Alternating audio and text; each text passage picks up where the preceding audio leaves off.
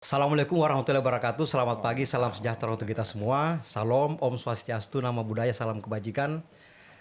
Alhamdulillah pagi ini pada episode ke-18 podcast Bicara Iptek, saya kedatangan tamu yang sangat istimewa. Dr. Agustia Adimarta ya. Ya, Pak. Pakar Pasif seismik sebenarnya. seismik ya, Pak. pakar seismik ya. Nanti bisa dijelaskan dari BRIN ya, Ya, betul. yang akan mengangkat tema yang sangat penting bagi keberlanjutan bangsa Indonesia ya, yaitu rancang bangun alat deteksi gempa bumi, yang menurut istilahnya tuh dibuat namanya SRI ya, Iya, Pak. Seismograf Republik Indonesia. Rakyat Indonesia, Pak. Seismograf Rakyat Indonesia. Ini adalah suatu hal yang sangat luar biasa ya, dari karya anak bangsa yang dimotori oleh Pak Dr. Agustia.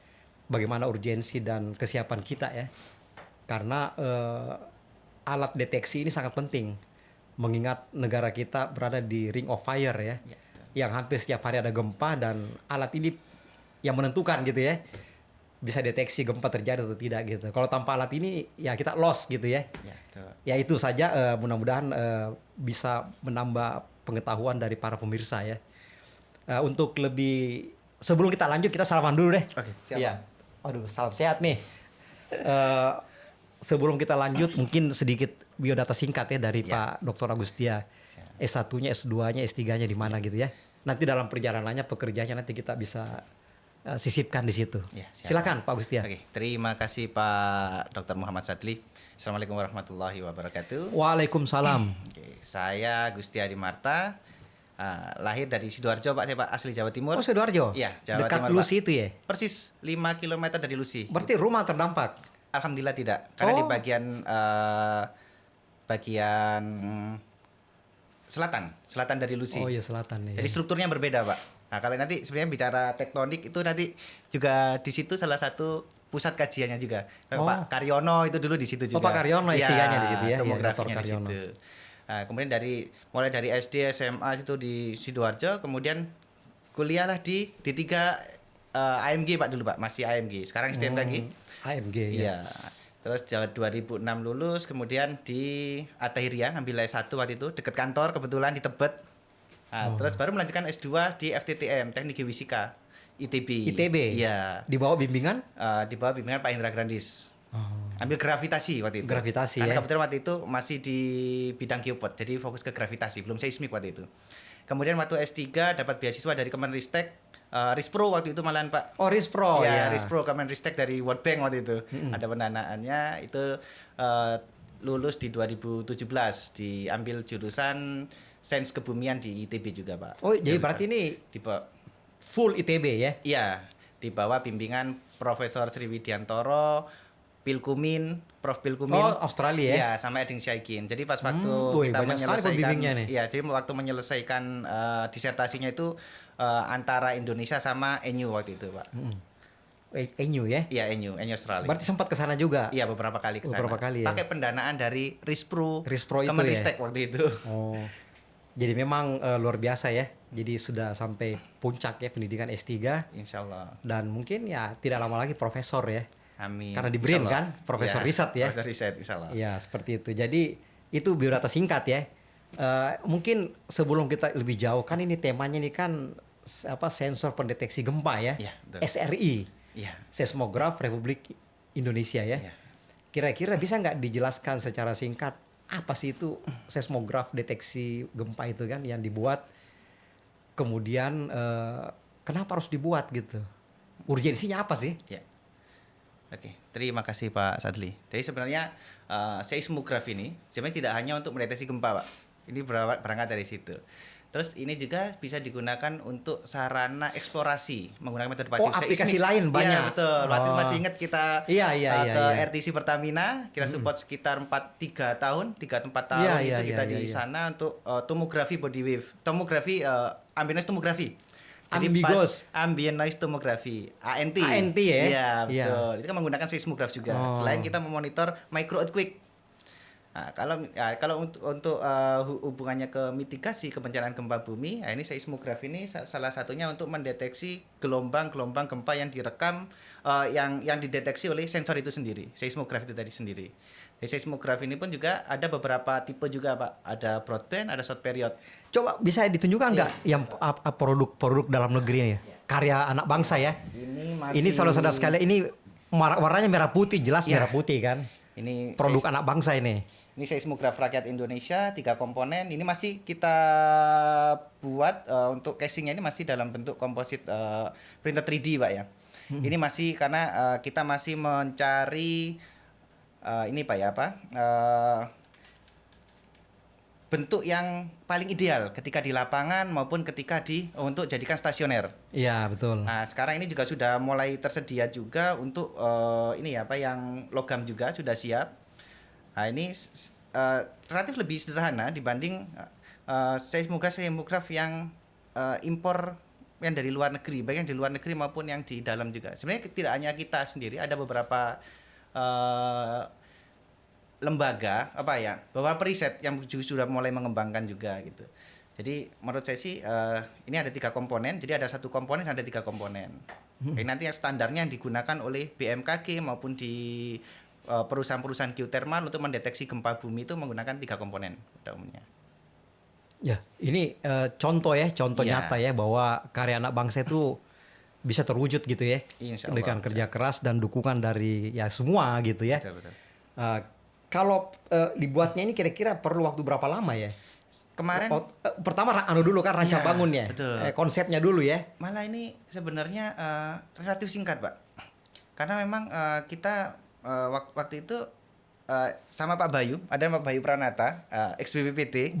Dr. Bayu Pranata. Bayu Sutejo. Bayu Sutejo, mohon maaf. Bayu Sutejo BPPT. Ya. Beliau ahli elektronik dan sohibnya Pak Sadili mungkin, insya Allah. Konsepnya ada, diterjemahkan dalam bentuk alat gitu kan. Kebetulan nanti bulan Oktober Pak Bayu menunjukkan, Mas seperti ini. Kebetulan waktu itu kita dapat dana LPDP Pak, RIM LPDP untuk earthquake limit system, strong motion gitu. Ternyata Pak Bayu langsung bisa buat waktu itu. Mas, ini bagaimana? Dalam waktu 1 minggu Pak Bayu bisa buat. Saya tanya waktu itu, Pak Bayu apakah memungkinkan buat seismograf? Sensornya seperti apa? Kemudian saya beli sensor dari ini Pak, Geofone. Geofone 4,5B tipenya itu kita datangkan dari Cina beberapa. Kemudian Pak Bayu langsung merancang. Ini dalam waktu 1 bulan sudah jadi Pak. Jadi maksudnya beli di Cina pokoknya untuk dioprek. Bukan, di Cina itu hanya geofonnya. Oh, geofonnya. Geofonnya saja. Jadi sistem ini kan tidak hanya geofon saja. Dan dari geofon ada komponen untuk digitizer. Untuk digit data-data itu sendiri. Kemudian kan ada kan diberikan arus itu nanti trigger arus itu yang akan merecord data-data yang bisa direkam baik data aktivitas manusia maupun data-data gempa gitu Pak. Jadi alat ini kalau kita lihat dari teknologi readiness level itu sudah 9 ya? Insya Allah sudah. Artinya bukan lagi R&D tapi sudah operasional, sudah bisa. Betul. Tapi pre-operasionalnya ada nggak yang pengujian atau apa? Sudah. Melihat kestabilannya atau... Jadi kita setelah Oktober itu jadi ide itu di Oktober sebenarnya Pak. Kemudian di November langsung jadi. Kemudian di waktu itu November Desember itu udah langsung kita uji Pak.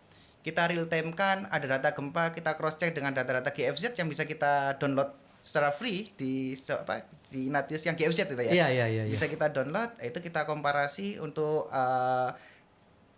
gelombang datang P maupun S-nya itu sesuai Pak. Sesuai ya? Iya, terus polanya juga kebetulan kita punya seismograf juga yang impor, kita ada di workshop itu kita komparasi polanya sama persis. Ini beratnya berapa ini? Berapa? Ini sekitar kira-kira kurang sekitar 700 1 kiloan lah. 1 kilo ya? Kilo, iya. Wah, luar biasa ya. Artinya apa? Produk anak bangsa ini mungkin belum sehebat yang ada di luar, tapi kan kita sudah memulai ya. Iya, siap. Kan sudah memulai. Kalau tidak memulai kapan gitu kan? Betul. Dan saya yakin ahli-ahli Indonesia itu tidak kalah lah dengan luar. Karena kita kan memang fearing of fire kan? Betul sekali. Daerah bencana kok kita tahu gitu kan, daerah gempa kan. Nah, kalau melihat seperti ini, kira-kira menurut Pak Dr. Agustia, apa sih permasalahan yang paling krusial gitu ya?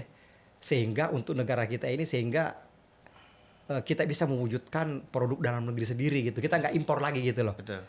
Kira-kira masalahnya apa yang harus ditata di Indonesia ini? Betul. Pemberian kepercayaan, Pak. Pemberian kepercayaan kepada para inovator-inovator itu sendiri. Kalau misalkan bangsa kita sendiri selaku user tidak percaya kepada inovator-inovator Indonesia, maka itu stop di situ saja. Hanya sampai di mungkin TWT atau apa itu istilahnya itu, Pak? Levelnya itu TWT atau apa, Pak? Mohon maaf. Teknologi TRL. TRL, maaf. TRL itu mungkin teknologi hanya readiness level. Iya, hanya mentok di 5 gitu, Pak. Hanya pengujian laboratorium aja. Kita tidak akan pernah itu. Nah, tapi di sini kita siasatin juga sebenarnya karena kan kita kebetulan kan jaringan itu kan tidak hanya di satu lembaga saja. Iya. Tetapi ini di universitas. Jadi usernya langsung universitas, Pak. Dan setelah selesai saya lanjutkan tadi yang di Desember tadi sudah kita uji, langsung Pak di Desember itu Unila memberikan kepercayaan, Pak. Lampung. Universitas Lampung ya. Profesor Dr. Sarkowi waktu itu, oke, kita coba beli produk ini gitu, produk dalam negeri. Nah, produk SR ini yang pertama itu yang memberikan kepercayaan itu adalah Profesor Sarkowi.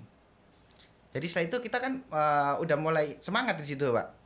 Oke, ini bisa. Bahkan Pak Bayu pun juga semangat berpikir tidak hanya sampai di laboratorium saja gitu, di lab atau di workshop gitu selesai, hanya kita uji aja gitu. Kemudian alhamdulillah kita jaringan ke ITS, Pak. Ini udah mulai dari mulut ke mulut gitu kan. ITS kan banyak juga suka bikin-bikin alat itu ya. Iya, kebetulan di teknik geofisikanya itu order 3 di 2 bulan lalu, Pak. 3? Oh iya, order 3. Kemungkinan insya Allah nanti kalau misalkan ditakdirkan lagi ya, takdirnya tergantung rencana itu akan pesan 4 lagi, Pak. Kemudian Mataram misal dan beberapa ini juga. Dan ini pun juga kita uji di melakukan eksplorasi juga, Pak. Untuk cari air. Sebenarnya pada dasarnya aplikasinya multi aplikasi kan sebenarnya. Multi aplikasi. Dan ini pun juga sudah kita saat ini itu sudah real time di Iris. Iya, data kita. SRI ini sudah real time di Iris. Jadi siapapun bisa download. Bisa meng-cross check bagaimana kualitas data ini. Tanpa perlu meminta ke saya, itu tinggal download buka Iris, web Iris tinggal di-download. SRI di Sarula sama di Sumatera Utara sama di Kilebut. Itu sudah real time datanya. Iya. Jadi kan sebenarnya kan institusi BRIN kan memang terdepan ya dalam bidang R&D ya. Nah, mungkin kita kan perlu industri juga kan. Betul. Ada industri karena BRIN bukan tupoksinya untuk memfabrikasi secara massal. Betul. Makanya kita perlu hidupkan industri dalam negeri kan. PT LEN, PT Inti, segala macam lah pokoknya. Karena kalau hidup itu kan berarti semuanya kan bisa jalan ya. Iya. Jadi di BRIN misalnya dia fokus ya untuk mendesain atau meriset macam-macam yang kita perlukan gitu kan. Kemudian usernya ada BMKG, ada apa terserah. Iya. Tergantung aplikasi itu kan mau cari air, sumber daya air segala macam kan. Nah, kalau kita melihat itu kita keluar sedikit ya ke global ya, tataran global misalnya. Di luar negeri tuh bisa nggak dikasih contoh negara apa yang bagaimana dia membuat terus mengaplikasikan gitu? Apakah sulit atau bagaimana gitu, atau bisa kita contoh gitu kira-kira? Iya. Jadi sebenarnya kalau di luar negeri kan ada beberapa seperti di Cina gitu ya, Smart Solo gitu contoh yang sedang tren di seluruh dunia, bahkan Smart Solo itu, Pak. Smart Solo, iya. Apa itu? Smart Solo itu seismograf sama seperti ini, harganya di low cost, teman dia di sebagian besar yang saat ini digunakan sama peneliti di seluruh dunia itu yang offline, Pak. Jadi tinggal tancap saja tinggal itu ada seismograf. Tapi untuk offline, Pak. Mungkin offline. Kalau untuk di BMKG mungkin di mikrozonasi gitu, Pak. Atau mungkin kalau pasca gempa yang nggak real time, Pak ya gitu. Memang ada juga produknya yang real time. Jadi kita memang ini, dan mereka juga ini yang kalau kita belajar dari sana itu antara industri dan periset itu di satu atap. Ya. Nah, yang di kelemahan di Indonesia ini industri sendiri, periset sendiri datanya situ. Nah, tinggal bagaimana jadi kita mencoba untuk mencoba untuk saat ini jadi kenapa bisa jadi 9 itu karena memang kita sendiri yang mencoba untuk mengindustrikan juga, jadi lebih cepat, Pak. Mungkin kalau misalkan sendiri-sendiri terus mencari jembatan itu belum tentu ketemu jembatannya. Nah, ini akhirnya nanti ya kita muter-muter di level-level 5 saja gitu, Pak. Nggak pernah tercapai. 8, 9 itu akan susah gitu. Karena fabrikasi itu kan salah satunya juga. Jadi sekarang akhirnya ini kita ambil alih dulu sementara ini sebagai contoh. Ini bisa nggak ini nembus ini? Memang target kita bukan untuk kalangan dalam negeri saja, Pak. Dan bukan untuk mitigasi saja, tetapi nanti digunakan untuk eksplorasi. Karena sekarang ini udah mulai tren, pasif seismik digunakan untuk mencari migas, Pak. Iya. Migas, geotermal, Pokoknya dan lain-lain. aplikasinya banyak Betul, gitu ya, betul, bukan betul. cuma gempa segala macam Betul. kan gitu. Iya. Jadi apa yang dibuat oleh Dr. Agustia dengan tim ini harus diapresiasi gitu. Jangan sampai saya kadang-kala juga bingung gitu, banyak orang yang tidak terlalu memperhatikan kalau ada anak bangsa yang buat gitu loh. Seolah-olah itu apa senangnya itu di luar gitu ya. Kalau saya sih nggak suka yang begitu. Saya lebih senang kemandirian bangsa itu. Jadi kita melihat bahwa ini produk anak bangsa. Memang dari BRIN bikin, dari yang perguruan tinggi bikin tidak apa-apa. Iya, Banyak yang betul, bikin kan betul. dalam negeri itu kan anak bangsa semua kan. Lebih baik malah. Nah tinggal nanti ya diperbaiki kualitasnya dan toh kita bisa pakai kan, kalau perlu kita ekspor. Iya. Kan begitu. Jadi maksud saya itu kalau dalam hal ini tuh kalau kita lihat dari luar kan sudah mereka kan Jepang atau apa ya. Mereka kan juga tidak pernah beli dari luar kan. Betul. Dia kan bikin Mandiri, sendiri kan. iya. Dia kepung sensor, dia punya pulau kan. Nah, saya pikir seperti itu. Kita harus ke situ dan kalau kita melihat tadi kondisi saat ini, kemudian permasalahannya apa kan, masih ada yang tidak begitu sebenarnya kondisi yang diharapkan itu seperti apa sih? Kalau untuk di Indonesia untuk dengan adanya begini, karena ini tuh harus didukung gitu loh. Betul. Kalau tidak ada koordinasi misalnya, hanya jalan sendiri-sendiri juga. Institusi lain itu menganggap itu bukan tupoksinya. Jadi urusan tupoksi lagi baiknya ini. Seperti itu. Itu yang menghambat pembangunan kita kan. Padahal sebenarnya kita sudah punya pentahelix kan. Betul. Ya kan? Ada pemerintah daerah, ada media, ada pemerintah pusat ya kan. Ada industri, itu kan bisa bersinergi sebenarnya kan. Ya. Tapi kalau sinerginya itu mau diperlambat ya tidak bagus juga gitu kan. Jadi ada dulu sistem inovasi itu yang saya tahu ya. Ada invensi, ada inovasi. Jadi invensi itu dari pusat riset ya. Kayak di BRIN misalnya dia melakukan invensi, kemudian pengujian, tapi di awal membuat suatu produk itu sudah harus kerjasama dengan industri. Ini kan tidak, kita kerja setelah jadi baru industri diajak. Nggak harusnya sejak awal kita mulai kan kita mencari permasalahan ya. Kira-kira apa yang mau kita buat, tidak sembarangan kan? Betul. Misalnya sensor seismograf, bisa ini, bisa macam-macam. Nah, di awal itu harusnya sudah mengajak industri. Bersama-sama industri. Nah, giliran sudah mau fabrikasi, industri udah paham gitu loh. Betul. Ini kadang-kala jalan terus-terus ini sudah jadi, industri nggak paham. Nah, contoh juga Pertamina sama. Pertamina itu punya R&D juga kan? Betul, ya. Nah, dia lakukan sendiri. Nah, akhirnya dia merasa bisa, jalan aja gitu. Padahal sebenarnya itu untuk menghemat energi. Pertamina kan industri ya, sudah ini kan, mending kan dia di ujungnya gitu. Tapi di awal sudah tahu mau kemana gitu loh bikinnya gitu kan. Nah itu yang belum tertata baik itu, padahal sudah ada kan. Iya. Antara inventor kan ada apa namanya tuh dapat itunya kan, salary-nya kan. Iya. Apa betul. istilahnya itu, karena dia sebagai penemu gitu ya. Kan dikasih, sudah ada undang-undangnya kok. Royalti. Royalti dikasih, tapi ini kan belum berjalan sebagaimana mestinya. Iya. Artinya ini yang perlu, saya nggak tahu kenapa lambat. Kalau saya yakin kalau ini berjalan baik, industri itu akan percaya apa yang dibuat oleh lembaga yang melakukan R&D ini. Iya. Ini sekarang kan masalah kepercayaan. Dari awal kita sama-sama, dan saya pikir harus jalan industri itu. Dan kalau melihat gitu, kondisi yang diharapkan seperti apa sih yang menurut Pak Dr. Agustia ini? Bagaimana sih yang diharapkan? Bikin begini, tapi apa harapannya? Kalau bikin sendiri nanti habis energinya kan? Iya. Kan begitu, bagusnya Betul. itu kan, ya ini kan percobaan oke lah. Betul, Contoh, betul. saya salut lah itu ya. Tapi nanti kan jangan sampai fabrikasi, karena fabrikasi itu ada standarnya kan, Betul. macam-macam gitu. Nah, industri itu yang punya standar gitu, mungkin dipatenkan dulu, Iya. nanti patennya itu nanti ke industri, nanti dapat royalti gitu kan, atau license apa.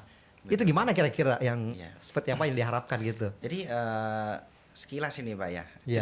Cerita ketika di lapangan gitu. Di lapangan kan ketemu kawan-kawan di geothermal tentang kawan seismologis. Seismologis. Seismologis maupun geologis itu kan mereka juga memonitor seismograf. Nah, mereka ketika kita tunjukkan kita ada loh produk ini jauh lebih murah dan ini lebih bukan lebih ya, reliable juga gitu. Ini siap-siap guna juga, siap-siap digunakan real time maupun offline.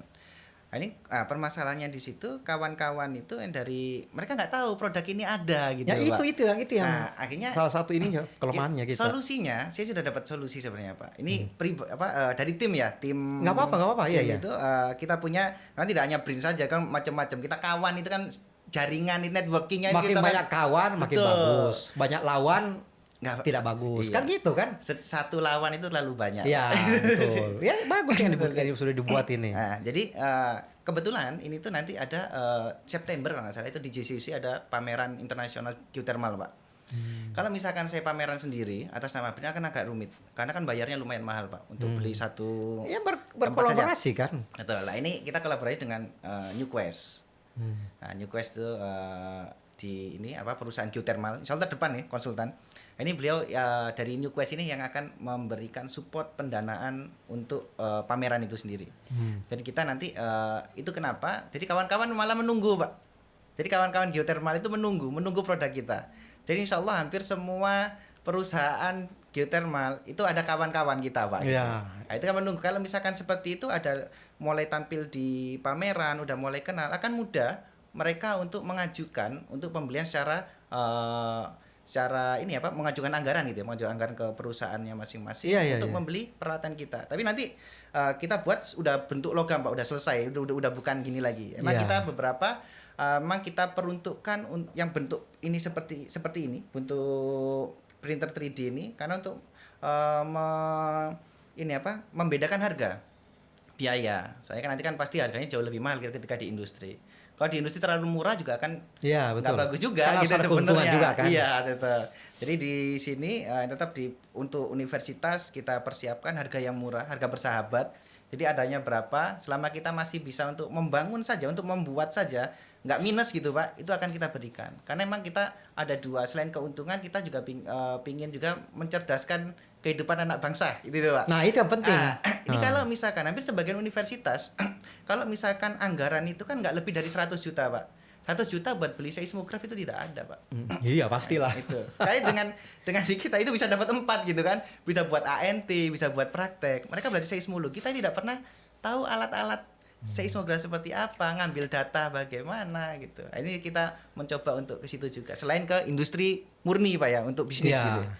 Artinya apa? Untuk kedepannya memang kita kan harus hidupkan semua ya. Iya, betul, Pak. Jadi biar negara kita maju kan. Jadi R&D-nya maju, kemudian industrinya maju. Karena industri kan bisa memfabrikasi ya. Betul. Karena kadang-kala fabrikasi itu menentukan juga kan dari segi mau dilepas keluar kan ke publik. Mau kita jual itu kalau bikin sendiri kan mungkin dia masih bagus, tapi itu tadi dia belum ada macam-macam lah aturan-aturan internasional kan seperti itu. Betul. Nah, kalau lihat dari sini berarti saya percaya sih kalau SDM Indonesia itu sudah lumayan banyak gitu ya. Sudah lumayan banyak dan terutama di perguruan tinggi juga ya. Perguruan tinggi ada kan teknik elektro, ada teknik mesin misalnya ya. Teknik informatika untuk coding segala macam. Itu kan bisa di setiap perguruan tinggi kan bisa ada itu. Macam-macam lah ya. Di Indonesia kan banyak perguruan tinggi ini yang bisa ke arah sana. Yang saya tahu itu pernah pengalaman juga ini Cina ya. Saya pernah ke Cina. Saya tanya-tanya, di Cina punya nggak satelit untuk monitoring atau gempa gitu ya?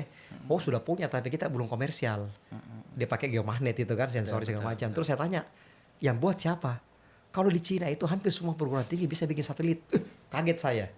Berarti satelit itu bukan barang terlalu apa gitu loh. Barang mewah banget. Ece-ece aja kalau di Cina. Betul. Nah, masa kita di sini nggak bisa gitu, ada teknik mesin. Kasih aja kebijakan ya. Di perguruan tinggi itu teknik mesin, teknik elektrik, pokoknya ini bikin apanya satelit, bikin apa gitu ya. Kan bisa begitu kan kebijakan itu dari rektornya segala macam. Nah, kira-kira dengan adanya ini nilai tambahnya untuk negara kan banyak ya. Betul. Nilai tambah kita kan karena TKDN ya. Betul. Kalau di luar belinya mahal, ini bisa ada nilai tambah gitu kan dari segi nilai tambah itu. Nah, kalau kita melihat begini yang disampaikan Pak Dr. Agustia tadi, memang tidak ada lain adalah ada kebijakan, strategi dan upaya. Kebijakan itu dari pimpinan negara yang tertinggi, presiden ya. Jadi harusnya itu presiden yang membuat kebijakan bahwa kita harus membangun TKDN gitu ya. Kita harus membuat produk anak bangsa. Misalnya apa aja? Seismograf rakyat Indonesia, alat-alat lain gitu ya. Betul. Kita tidak bergantung dengan luar, tapi kita begitu. Itu harus kebijakan. Karena kalau tidak ada kebijakan sulit juga. Susah karena ada aturan-aturan yang ditabrak kan misalnya. Jadi kalau ada kebijakan dari pimpinan tertinggi, diterjemahkan oleh kementerian, misalnya Kementerian BUMN, ada di situ lembaga-lembaga riset ya, ada usernya juga gitu kan, itu kan sudah bisa berjalan dengan baik kan, bisa memperlancar itu. Nah, kira-kira yang Dr. Agustia harapkan itu kebijakan seperti apa sih yang bagusnya yang bisa diambil oleh pemerintah gitu, karena ini harus keberpihakan ini. Kita mau bikin apapun juga kalau tidak ada kebijakan nggak jalan. Betul. Susah jalannya gitu loh. Tidak optimal maksudnya. Betul, Ya, Pak. gimana kira-kira? Siapa? Terima kasih Pak Sadli. Nah, jadi sebenarnya dengan adanya produk kemandirian nih, yang pertama itu untuk meningkatkan kepercayaan diri bangsa, Pak. Banyak sekali saya jumpai ketika di BRIN gitu, Pak ya. Ketemu kawan-kawan punya produk banyak, Pak. Produknya itu bahkan buoy pun juga ada, sudah ada, Pak. Tidak perlu sebenarnya kita impor lagi, itu sudah tidak perlu. Iya, nggak perlu kan? Dan permasalahannya mereka itu selalu kembali lagi nih, emang ada yang mau beli? Selalu seperti itu. Padahal barang sudah ada gitu. Itu karena saya lihat, saya petakan itu termasuk waktu itu Pak Bayu juga gitu. Emang ada yang mau beli gitu. Tapi bagi saya gampang, ada banyak Pak gitu. Saya selalu minimal 10 buah tiap tahun. Itu minimal. Saya kasih target Pak Bayu kan akhirnya kan memberikan kepercayaan diri ke para inventor juga sebenarnya Pak. Nah, terus sebenarnya andaikan ini diterapkan, selain itu juga yang kedua menghemat anggaran Pak. Iya. Dan kepastian data itu masuk. Permasalahannya sekarang itu ketika kita berbicara tentang real time data, ini kan ketika data off itu kan bisa ada dua kemungkinan, karena jaringan atau karena alat. Alatnya ya, betul. Ketika alatnya ini yang bermasalah, kalau jaringan mungkin kawan-kawan bisa langsung segera tindak lanjut gitu, Pak. Ketika alat ini kan nggak bermasalah. Komponennya semuanya dibuat unik oleh pabrikan. Jadi ketika rusak kan harus dibalikin lagi ke sana. Ya, biaya lagi kan? Biayanya itu tidak murah gitu. Bisa lebih dari 200. Dan kita bergantung gitu kan? Betul, dan kita bergantung sekali. Dan itu pun kita bayar 200-an juta kan pengadaan lagi. Nggak bisa tahun itu juga. Tahun berikutnya. Nah, ketika tahun berikutnya datang ke sana belum tentu tahun itu juga datang juga Pak, balik lagi. Dan alat belum tentu juga. Kita berapa kali juga ketika masih di BMKG itu ada beberapa sensor balik nyampe sini hidup sebentar terus rusak lagi. Baru ditengok pulang mati. Itu kan padahal kan sudah mengeluarkan biaya berapa terus kita Iya. nggak kita gunakan datanya itu. Nah, ini yang berbeda. Ini kita buat seluruh kecuali ISP ya. ISP pembuatan kita sendiri, produksi dari workshop sendiri. Untuk yang lain-lainnya komponen-komponen seperti IC power dan lain-lain itu bisa dicari di Tokopedia. Jadi ketika anak STM pun kelasnya anak kita sudah uji. Kelas anak STM pun itu bisa memperbaiki, Pak.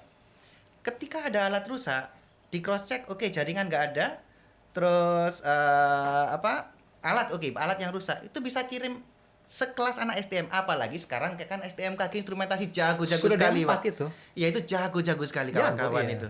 Dan saya beberapa interaksi dengan kawan-kawan itu kan, apalagi kalau mereka setelah itu ditempatkan di BMKG kan cepat, harusnya Iya, kita tindak distribusikan ke lanjutnya cepat. UPT-UPT BMKG kan untuk itu. Ketika alat impor itu kan kawan-kawan ragu, Pak. Yang pertama ragu, takut malah tambah rusak padahal alat sudah rusak gitu. Tetapi ketika alatnya ini nggak terlalu mahal, kalau rusak ibaratnya gagal memperbaiki pun ini kita minta balikin aja ke workshop. Nanti di workshop kan kita kirim yang baru, atau kalau misalkan sementara ini kita kirim yang baru tanpa ada tambahan biaya. Karena apa? Kita tahu biaya produksinya, Pak. Gitu. Jadi biaya produksi kita ratusan juta, biaya produksinya nggak lebih dari 5 juta. Gitu. Nah, cuma kan yang membedakan tadi sama seperti halnya kan bisnis itu kan harganya kan terlalu tinggi harganya itu. Iya. Kenanya rate-nya itu jauh sekali secara ini. Jaraknya antara modal sama yang dijualnya gitu pas waktu harga penjualan. Iya, jadi sebenarnya kalau soal harga itu kan memang kualitas ada harga kan sebenarnya. Artinya apa? Kita juga tidak ingin bahwa produk dalam negeri itu dilecehkan gitu ya, seperti murah, luar negeri mahal gitu. Sebenarnya kalaupun mahal, kalau produk anak bangsa pun kita lebih senang gitu ya. Betul. Daripada mahal tapi produk luar gitu, udah belum tentu bagus sekali kan seperti itu. Suka ada masalah juga. Jadi bagi saya ini yang penting itu adalah kemandirian kita yang pertama. Betul. Kemandirian, dan itu memberi semangat kepada anak-anak muda kita ya. Betul. Yang di perguruan tinggi, yang belajar teknik elektro, teknik mesin, teknik informatika untuk ini. Untuk memberi semangat seperti ini. Karena kalau tidak, dia cuma belajar teori kan. Teori AI, ini nggak ada produknya gitu. Betul. Dan ini apa yang dilakukan Pak Dr. Agustia dan tim ini, ya saya salut. Dan ini adalah BRIN, Badan Riset Inovasi Nasional, yang begini-begini lah mesti dikerjakan gitu loh. Jadi buat sesuatu ya, sesuatu produk ya nanti bisa di inovasinya itu bisa dimanfaatkan untuk ya apapun juga aplikasinya di Indonesia. Betul, kan. Betul. Bukan cuma gempa, kan tadi banyak itu kan untuk geothermal, untuk apa kan itu semua. Ya, sipil itu semua kan nilai tambahnya di situ kan. Betul. Edit value-nya di situ. Jadi saya pikir memang tidak ada jalan lain, mesti ada kebijakan memang. Kebijakan mudah-mudahan pimpinan tertinggi ini kan nanti sebentar lagi kita ada presiden baru ya. mudah-mudahan nanti podcast ini bisa ditonton oleh calon presiden yang baru Amin. dan dia menyadari bahwa ini produk anak bangsa dan ini mesti kita dukung gitu loh. Kalau tidak didukung kan redup lagi nih. Kan seperti itu. Padahal kita punya potensi yang banyak seperti itu kan. Nah, kira-kira kalau menurut Pak Dr. Agustia, SDM ini bagaimana SDM? SDM dan ekosistemnya dulu. Kira-kira Betul. contoh misalnya kan afiliasinya kan di BRIN ya. Ya. Nah, di BRIN itu bagaimana sekarang penataan infrastrukturnya, kemudian ekosistem inovasi itu sehingga memudahkan para peneliti ahli-ahli itu untuk ini rancang bangunnya gitu. Betul. Kan perlu lab kan, perlu ekosistemnya bagaimana biar apa ya? Jangan sampai gara-gara tidak punya alat, bahan apa sehingga tidak jadi gitu kan. Nah, itu gimana kira-kira pandangannya gitu. Nah, terima kasih Pak Sadli. Jadi sebenarnya kalau untuk saat ini di BRIN itu relatif karena WFA Pak ya, work from anywhere. Work from anywhere, dimanapun iya. bisa bekerja. Iya, nah ini lebih fleksibel menurut kami Pak. Dan kerjasama kita tidak harus ke satu tempat tiap hari gitu, di situ aja gitu. Dan kita bisa lompat-lompat ini. Jadi bisa saya ke Serpong, bisa saya ketemu sama orang selama tidak terlalu jauh lah. Ada batasan juga Pak. Nggak bisa juga kalau misalnya saya kerja dari Jogja juga nggak bisa gitu ya. Hanya di situ kayak gitu. Nah, dengan kayak gitu jaringan ekosistem itu kita ciptakan sendiri sebenarnya. Kalau kita hanya menunggu ekosistem yang sudah ada, misalkan harus jemput bola ya. Iya, kalau misalnya ekosistem kita ngikut aja itu akan susah Pak. Dimanapun menurut saya nggak ada ekosistem yang ideal itu. Yang ideal itu kita yang tahu gitu. Nah, terus bagaimana industri juga kan tidak bisa itu industri misalnya suatu institusi menyiapkan industri kan juga tidak juga gitu. Maka kita nyebut bola industri itu. Inilah kita tawarkan, ini seperti ini gitu. Apakah bersedia gitu untuk mempercepat sebenarnya. Kalau kebetulan dari kawan-kawan yang sebelum jadi BPPT itu di berbagai macam UR Pak ya, berbeda-beda UR.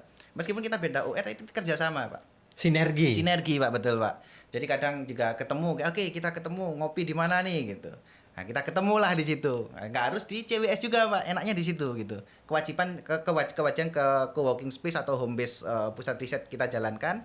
Setelah itu kan bebas Pak, kita bisa ketemu di mana. Mau ketemu di Jakarta bisa.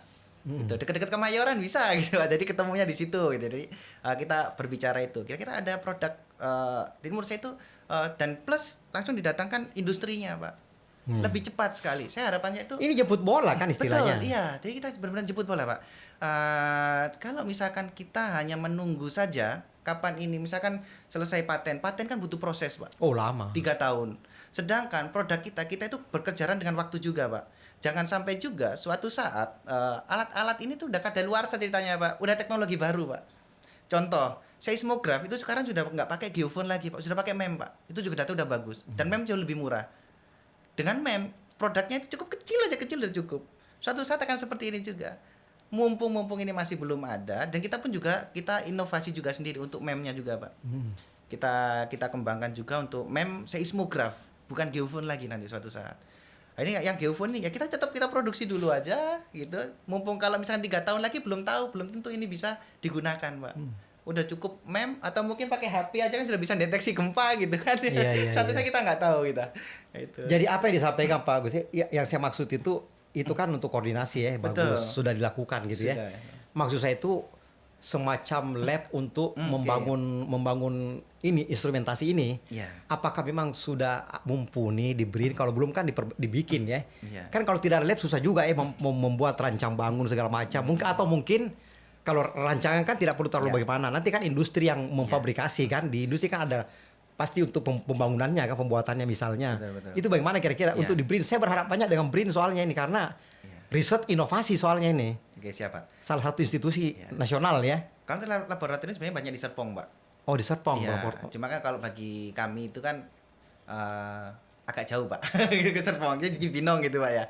Jadi paling nggak tidak sering-sering jadinya, nggak bisa sering-sering. Sedangkan lab itu kan harus kita tiap hari, Pak. Mungkin tiap hari kita uji, kita ini gitu. Jadi kalau itu tergantung dari inventornya sendiri. Inventornya nyamannya di mana?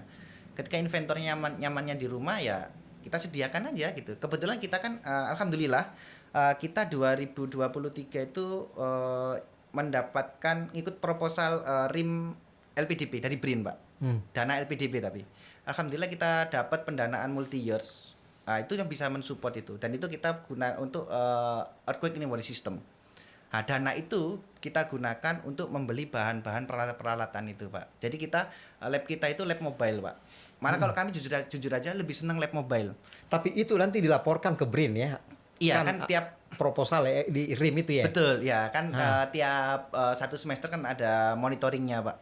Ada monitoring bagaimana mengenai anggaran dan mengenai hasil seperti apa gitu. Dan ya kalau untuk pas kita bercerita selain ini dan kalau cerita ini udah menyangkut RIM dikit gitu, Pak ya. Itu juga kita sudah real time, Pak, bahkan Pak di Lampung sama Jawa Barat.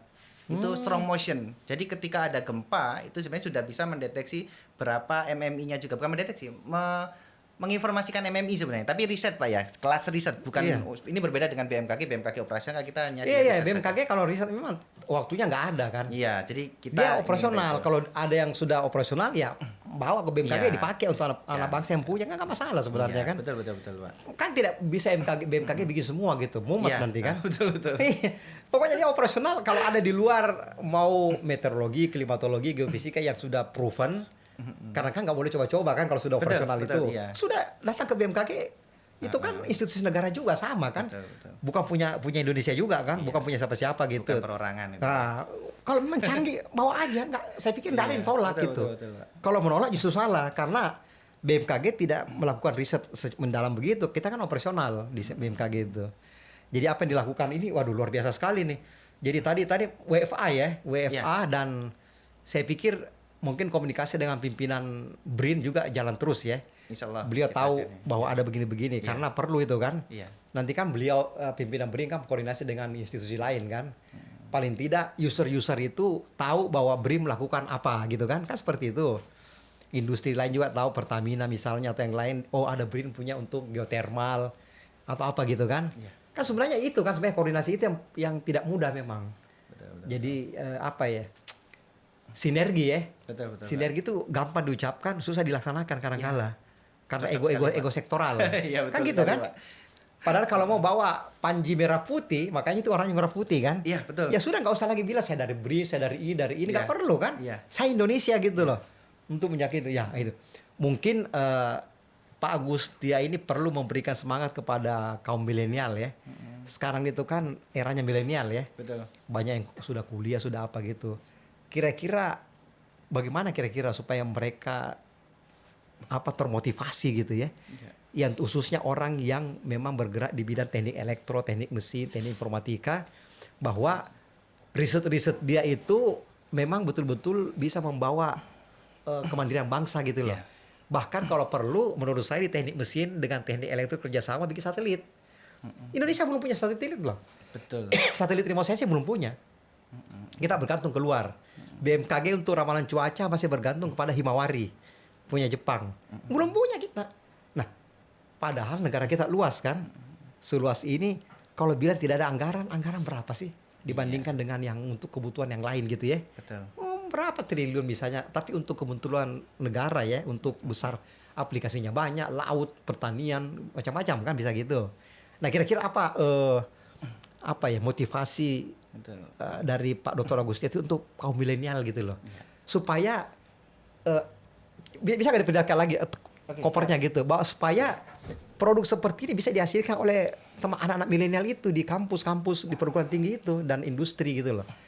Ini sudah buktinya sudah terwujud ini kan dengan teman-teman yang memang giat sekali ya inovasinya gitu. Ya sudah jadi.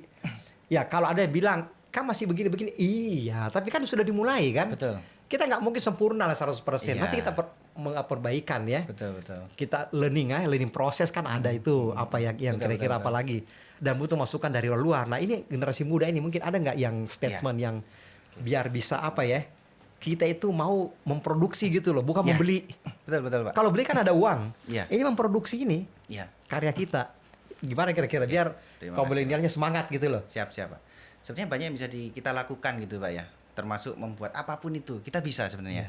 Tinggal bagaimana kita cari payung. Kalau misalkan kita susah untuk mendapatkan satu payung, satu sistem gitu, jalani saja dengan ini Pak, jaringan-jaringan kita yang ada. Nah, contoh ini tuh Pak, sebenarnya kalau misalkan anggaran untuk membuat sesuatu sampai besar sekali itu menurut saya nggak perlu kita itu sebenarnya. paling gampang ini contoh seismograf. Kalau misalkan beli kita impor seenggaknya 200 paling murah, 200 juta. Padahal impor ya, paling ya, murah. Pak. Jujur saja, ini kita modal saya sendiri, Pak, PNS, Pak. Ya cuma project dikit itu kita dengan 50 juta saya gelontorkan 50 juta. Saya udah bisa buat 10, Pak. Wah, Mas. Berarti 5 juta satu unit. Iya, betul. Itu kalau itu belum garansinya, Pak ya. Kan garansi karena kita ganti Artinya unit. ini jangan dibilang ini plus minus di situ. jauh lebih murah daripada luar. Nanti Betul. ditingkatkan terus, harga juga pasti Betul. menyesuaikan. Karena Kan? sebenarnya pada kenyataannya di luar pun juga sama, Pak. Harganya 200 juta itu ya Yang mahal itu itunya kan. R&D-nya. R&D-nya. Gitu. R&D-nya itu yang mahal gitu. Nah, kalau di sini ini sebenarnya cukup bukan cukup ya, murah lah sebenarnya, murah sekali. Ini contoh, saya kasih contoh. Saya sebenarnya lebih senang kalau berbicara ke kawan-kawan mahasiswa. Jadi kebetulan kalau mahasiswa itu tiap tahun kan banyak bimbingan di BRIN itu, Pak. Jadi saya berikan contoh gitu. Ini lo laku. Saya memberikan itu bukan untuk ini ya, Pak, untuk flexing atau pamer gitu, Pak. Tetapi saya memberikan motivasi.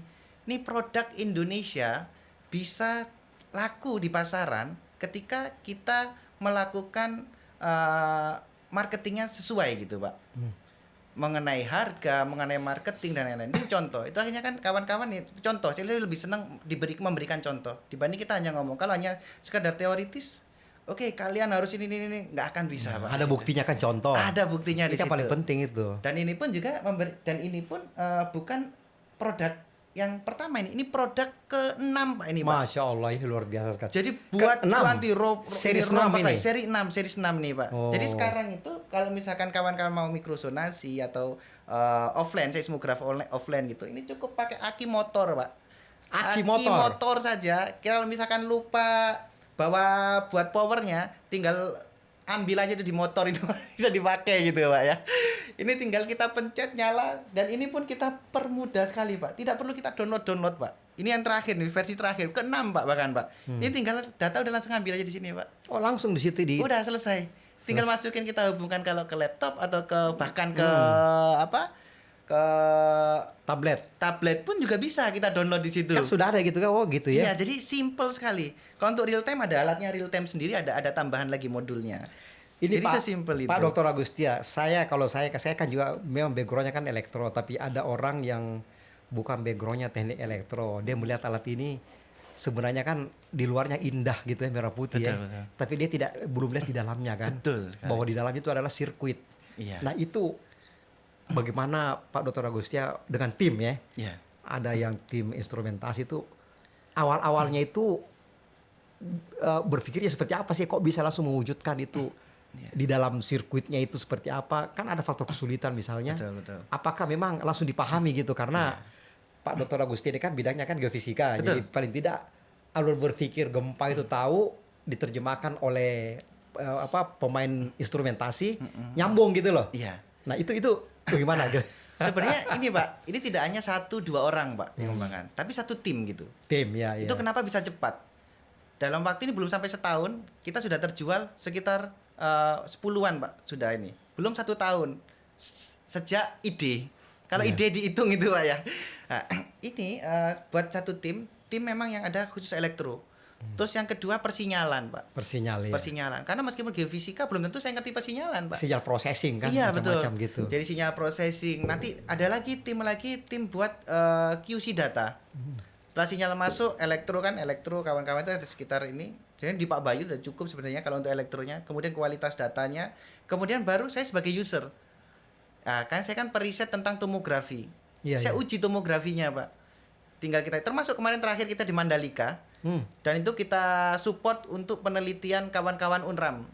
Jadi sementara nggak perlu sewa, kita kasih free, bahkan satu kita tinggal di sana, Pak, buat adik-adik kita yang sedang melakukan skripsi. Iya. Kan di sana ternyata krusial juga, Pak. Ada banyak sumber daya alam tapi belum tereksplorasi, termasuk emas di sana. Emas dan potensi di Mandalika itu kan banyak sekali, potensi kebencanaan malahan, Pak. Iya. Nah, itu juga di mapping sama kawan-kawan itu. Jadi dari situ pun juga salah satunya ada kawan elektro juga, Pak, di sana. Yang mengawal di sana. Iya, jadi kawan dari UNRAM. Ini saya mau membuktikan juga, silahkan suatu saat UNRAM bisa membuat sendiri. Nah, ini juga lebih bagus kan sebenarnya. Jadi kan contoh, ini loh alat kita nih, produk dalam negeri, murah meriah. Kalau kita modal aja, bukan R&D. Ini bukan dia R&D, tapi di 5 juta itu udah jadi. Emang kalau di luar negeri kan pasti perhitungannya berbeda. Gitu. Karena kan ada kan nilai-nilai tambah ini sehingga dia agak naik kan. Kan lebih mahal R&D di luar negeri daripada di Indonesia. Tapi tidak berarti produk kita kurang bagus kan Ya, begitu. bukan. Ini kita sudah makanya harga nanti menyesuaikan kan Betul. kalau sudah dipabrikasi kan begitu. Bahkan kebetulan di saat ini kita sedang running di perusahaan geothermal, Pak. Micro earthquake di perusahaan geothermal gitu. Kita 8 bulan kita pegang kegiatan itu. Support untuk kegiatan di Newquest, kita tenaga ahlinya. Di situ itu ini Pak, mereka udah terlanjur beli alat impor 18. Setelah saya tunjukkan alat itu mereka offline. Kaget dia ya? Iya, cuman pencet saja udah bisa real time. Gitu. Jadi mereka kaget harganya berapa. Ya kalau saya ada memang harga komersil sama harga universitas berbeda. Jadi sama kan di harga universitas gini, wah jauh lebih murah. Jauh lebih murah dan ini datanya lebih sebenarnya kalau misalkan kita ini kan kalau saya ngomong ini lebih bagus kan nanti kayak kecap selalu nomor 1 gitu, Pak. Kayak setidak-tidaknya mirip samalah gitu. Artinya kalau referensi yang luar ya kita sandingkan ya, gitu. Kita berani, Pak, gitu. Iya. Jadi ya ini betul-betul ya suatu karya yang bagus dan kita perlu dukung ya. Saya pikir tidak ada jalan lain bahwa kalau kita mau maju kita harus mengakui ya, mengapresiasi apa hasil karya anak bangsa kita sendiri ya, gitu. Mudah-mudahan pemerintah yang berikutnya ini ya bisa mendapat perhatian ini karena kita nggak bisa menunggu kapan gempa kan. Betul. Contohnya satu gempa misalnya kan. Tapi kita kan harus siap kan. Ya. Alat harganya bisa kita bisa banyak beli produksi ya. Betul. Untuk memonitoring gempa juga kan seperti itu. Kemudian sumber daya alam kita kan panas bumi yang lain sebagainya kan bisa pakai ini juga. Betul sekali. Jadi saya pikir banyak sekali yang bisa dilakukan dan ini produk anak bangsa dan tempat lain mungkin ada juga ya di universitas bikin begini nggak apa-apa kita hidupkan aja gitu kan. Kan tidak ada masalah kan anak-anak bangsa sama-sama membuat kan tidak ada masalah gitu kan. Sekali, Pak. Dan bukan saingan tapi yang penting kita itu tidak impor gitu loh. Betul, sinergi. Dan ini sinergi. Kebutuhan kita jauh lebih banyak daripada yang tersedia saat ini. Dan kita tahu kita punya problem di sini kan, terutama dengan anak bangsa bencana itu kan seperti itu. Betul. Mungkin saya pikir kalau kita bahas ini, waduh ini 2 semester nggak cukup ini. Tapi intinya di akhir segmen ini bahwa apa yang dihasilkan oleh Pak Dr. Agustia ini dan tim ya, yang sama-sama di BRIN dan juga industri ya. Ini sangat bermanfaat buat kemandirian bangsa kita. Amin. Dan inilah yang harus kita dorong. Kita kalau perlu mengekspor. Apa yang kita buat ini kita ekspor ke sana, kita jual. Bukan kita impor gitu loh. Sama dengan Jepang yang lain, kan dia mengekspor kan. Betul. Nah kita juga ekspor ke Jepang gitu loh. Betul. Nah ini kualitas itu ditentukan oleh bagaimana kesungguhan para periset ya. Betul. Dan ini memang perlu sinergi dan kita membawa panji Negara Kesatuan Republik Indonesia. Bukan lagi institusi, itu kan hanya tempat kerja aja ya. Iya, betul. Tapi kita ini kan semangatnya itu adalah NKRI kan, betul. Yang mau maju dan kita harus mandiri gitu ya. Mungkin saya pikir Pak Agustia itu aja dulu, nanti segmen lain kita bisa lanjut yang lain ya. Siap. Tapi intinya saya ucapkan terima kasih telah memberikan pencerahan ya, terutama kepada para milenial atau para dosen di luar, para industri ya. Para periset mudah-mudahan bisa mencontoh ini. Jadi jangan tunggu bola ya. Tapi kita mendatangi gitu loh. Betul, Pak. Sinergi susah, tapi kalau kita diam ya tambah susah gitu kan. Jangan sampai kita menunggu kebobolan terus, Pak. Kebobolan dan dan kita harus bisa berkoordinasi siapa yang melakukan riset, siapa yang operasional harus punya tempat masing-masing dan kita harus bersinergi. Dan ini adalah kemandirian bangsa yang paling utama gitu ya. Mungkin demikian Pak Agustia ya. Siap, Terima kasih sekali lagi. Mudah-mudahan apa yang disampaikan ini bermanfaat dan berberkah ya. Insyaallah, buat negara kita. Amin. Mungkin saya cukupkan demikian episode ke-18 ya. Bagaimana produk seismograf rakyat Indonesia bisa hadir dalam podcast episode ke-18 ini. Demikian wabillahi taufiq wal hidayah. Wassalamualaikum warahmatullahi wabarakatuh. Waalaikumsalam. Terima kasih Pak Agustia.